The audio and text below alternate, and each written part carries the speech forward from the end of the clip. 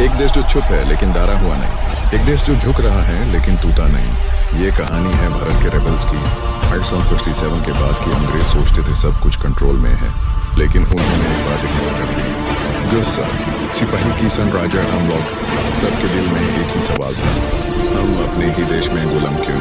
बंदूक होती, तलवार चली और हिंदुस्तान ने पहली बार जोर से कहा बस अब नहीं।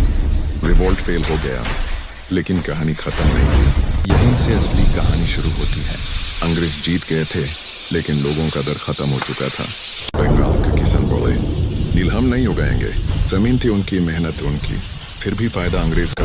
नो मोर। जंगल के आदिवासी बोले ये जमीन हमारी माँ है, कागज पर लिखे कानून से वो अपनी मिट्टी नहीं छोड़ने वाले थे। ये रिवोल्ट न्यूज में नहीं थे, लेकिन ब्रिटिश सिस्टम को हिला रहे थे। साइलेंट लेकिन डेंजरस। अब लड़ाई सिर्फ तलवार की नहीं थी, अब लड़ाई थी सोच की, हिम्मत की, यूनिटी की। गांव, शेर, किसान, मास्टर सब समझने लगे थे हम अलग अलग नहीं दिखे। नॉन वायलेंस, प्रोटेस्ट, बॉयकॉट, ये नए वेपन्स बैन। और अंग्रेज कंफ्यूज हो गए, ये लोग लड़ भी रहे हैं और हाथ भी नहीं उठा रहे। और चिंदियां बनी खड़ी थी, लेकिन उछाड़ हजार जीत पैदा की। और रिबेलियन ने एक मैसेज दिया, आज़ादी मांगी नहीं जाती, ये थी याद दिहाई।